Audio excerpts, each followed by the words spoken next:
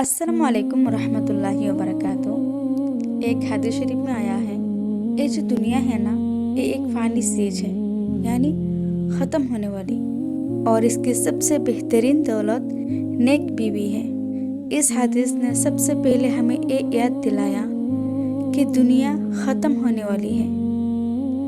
इस दुनिया की रौनक, ब्यूटी, स्टेटस, आज हर एक लोग जिसके पीछे भागे जा रहे हैं, वो सब एक दिन ख़त्म होने वाली है।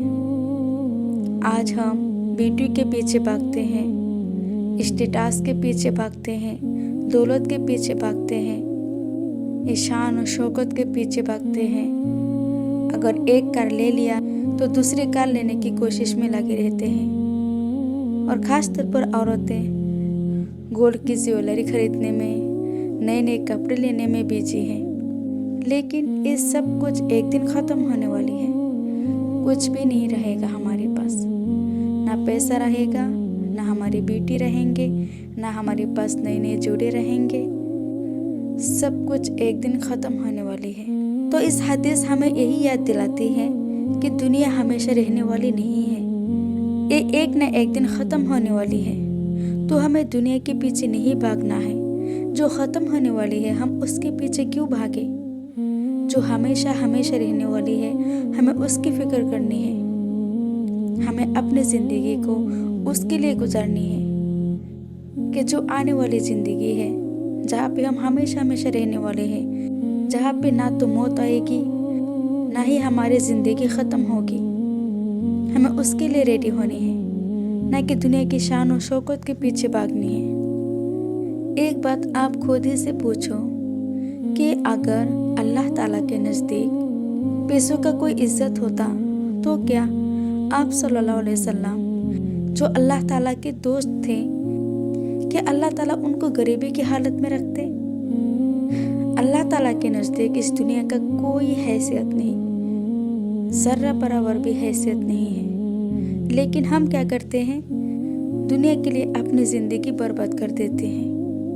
तो हमें दुनिया की शान और शौकत के पीछे नहीं, ना ही अपने स्टेटस के पीछे, ना ही अपनी ब्यूटी के पीछे भागनी है, बल्कि हमें अपने आप को आखिरत के लिए तैयार करनी है, जहाँ पे हम हमेशा रहने वाले हैं, जहाँ पे कभी भी हमारी ज़िंदगी ख़त्म नहीं होगी। और दूसरी बात बताई है, इस दुनिया की सबसे बेहतरीन दौलत नेक बीवी है। नेक बीवी को सबसे बेहतरीन दौलत क्यों कहा?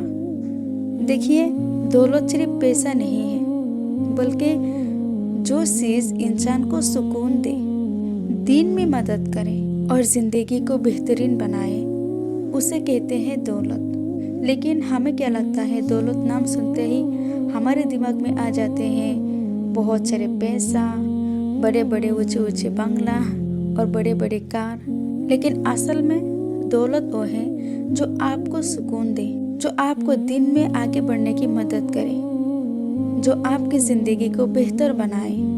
नेक औरत को क्यों सबसे बेहतरीन दौलत कहा गया? क्योंकि एक नेक औरत अपने शौहर को दिन के रास्ते चलने में मदद करते हैं। एक नेक औरत ही घर में सुकून और मोहब्बत लाती है। एक नेक औरत ही बच्चों को बेहतरीन तरबियत देती है। एक नेक औरत ही मुश्किल वक्त में सब्र और सपोर्टर बनते हैं।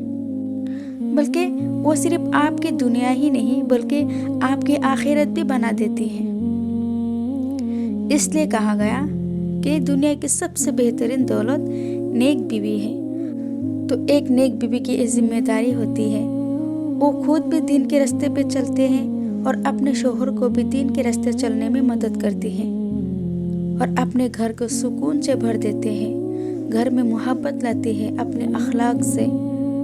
वो जानते हैं अल्लाह ताला हमसे किस बात पर नाराज़ होंगे और किस बात पर अल्लाह ताला हमसे राजी रहेगा।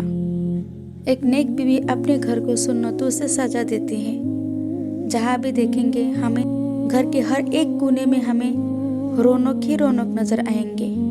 वो अपने बच्चों को बेहतरीन से बेहतरीन तरबियत देने की कोशिश करते हैं, हर छोटी मोटी चीज़ों को भी ध्यान रखते हैं। इस हदीस से ये भी मालूम होता है कि इस्लाम में औरत का स्टेटस कितना हाई है, कितना वैल्यू दिया गया है इस्लाम में औरत को।